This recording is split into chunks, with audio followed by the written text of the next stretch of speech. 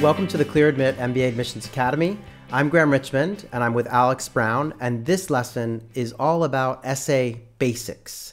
So, Alex, I want to go over just the background on, what do we use essays for? Everyone knows about essays because they're probably one of the more time-consuming pieces of the process. But let's start with, how do you view the essays if you're the candidate? Well, you have to think, again, as a candidate, look at it from the admissions committee standpoint. That's the area I'll spend most time on when I'm reviewing your candidacy. So if it's the area that I spend most time, or it consumes most of my time because I'm reading the 2 or 3 essays, then that should be a clear signal that they're really, really important. They're essentially your chance to shape your narrative, your story. What's your story?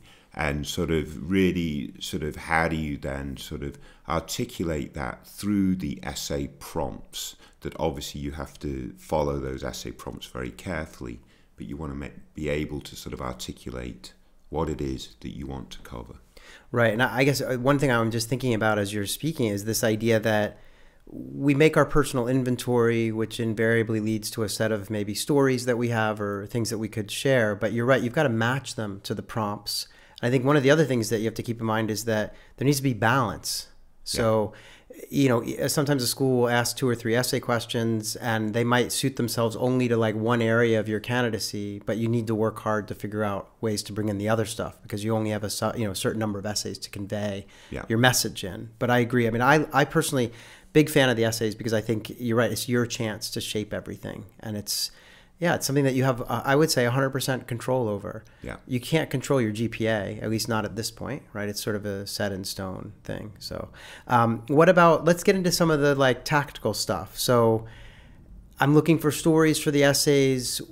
Is there any advice there in terms of what I have my entire past that I could mine for stories? Yes. Yeah. I mean, basically, you want recency in these stories for the most part.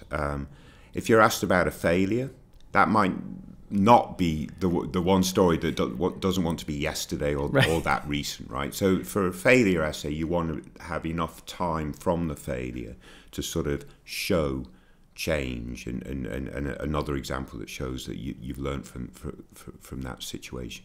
But mostly your stories are going to come from your post-undergraduate experiences. And also consider it's not just about your professional experiences. You talk about that notion of balance.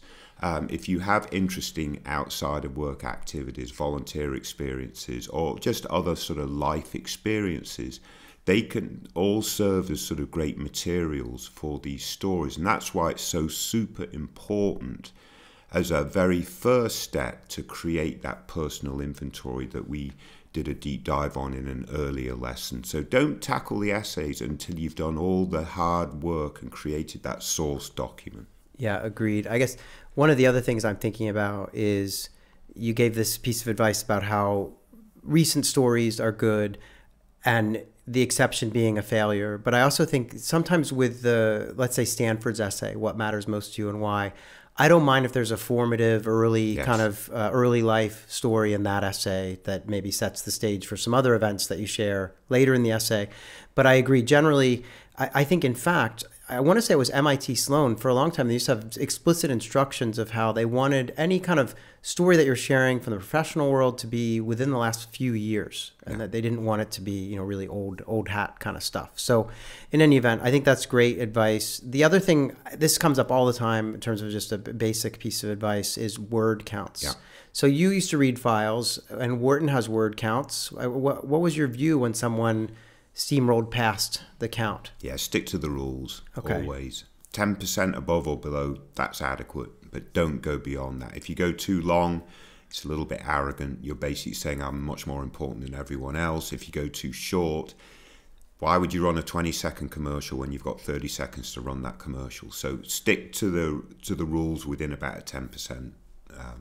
Yeah, I think that, obviously makes good sense. I really want to go back to something you said in another lesson, which was about, when you're reading files as an admissions officer, you're normally reading more than one at a time, often 10 or 15, plowing through them. And if someone comes in, I still remember even when I was reading files, you get to that last one, if that person has gone 50% beyond word count, you'd be annoyed. Yeah. And so just keep that in mind as you're working on that. What about answering the question? That's something you always hear admissions officers say. Just answer the question.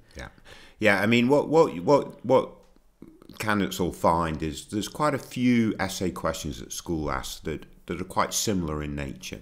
So the temptation might be to sort of create an essay for one of those related questions and then use that with maybe a couple of minor tweaks for all the other schools that ask that sort of same similar question. But that can be a little bit dangerous. So you want to really make sure you understand each element of the questions that are being asked within that question. So it might be one essay question, but they might actually be asking for 3 or 4 aspects to that particular question for that particular school. Answer every question. When I'm reading, again, 15, 20 apps a day, and I'm reading all high qualified apps, so you've got to recognize that 60 or 70% of my candidates are admissible based on all the standard metrics that we look at. If you don't answer a bit of a question, you've made it very easy for me to put you in the deny pile.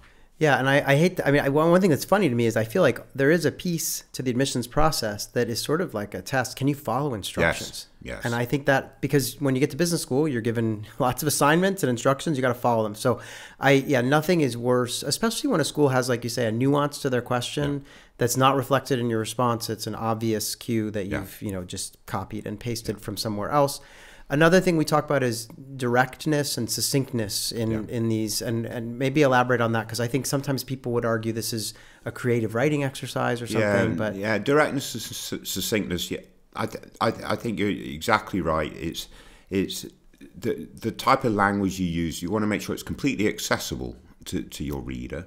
So we talked about in resume writing and stuff like that. Remove the jargon. Well, it's the same sort of idea. Keep it succinct. I mean, this isn't a test of your vocabulary, so be clear on that.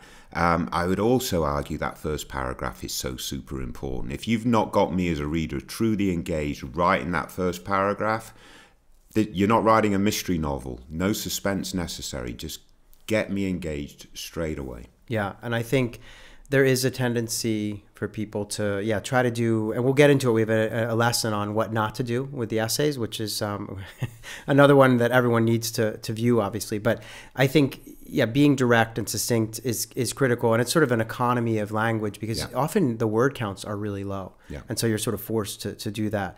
The last thing I want to tackle in this lesson comes back to sort of just a couple of sort of lessons on how you can be effective in storytelling.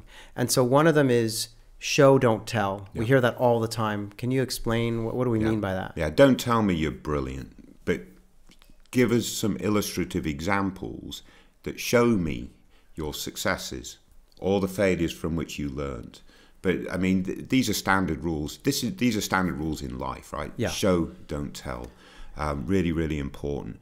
And we often talk about a framework called the STAR method, right? In terms of each of the experiences that you're describing, the accomplishments you're describing, or whatever it is you're describing, you just set up the storytelling by expressing the situation, then looking at the tasks involved for the situation, and then looking at what you then need to achieve and what are the results and so on and so forth. So there's the STAR, there's the CAR method. You can Google them, get familiar with these structures, but they're great ways for storytelling. Yeah, agreed. And I think, I really want to underline the point that you made about how when someone reads your story, you want them to walk away feeling like, that person's really been successful or they've done this without you hitting them over the head with it. You want them to just draw their conclusions. And I think the STAR method or the CAR method, which is what, just the kind of context, action, results, same idea.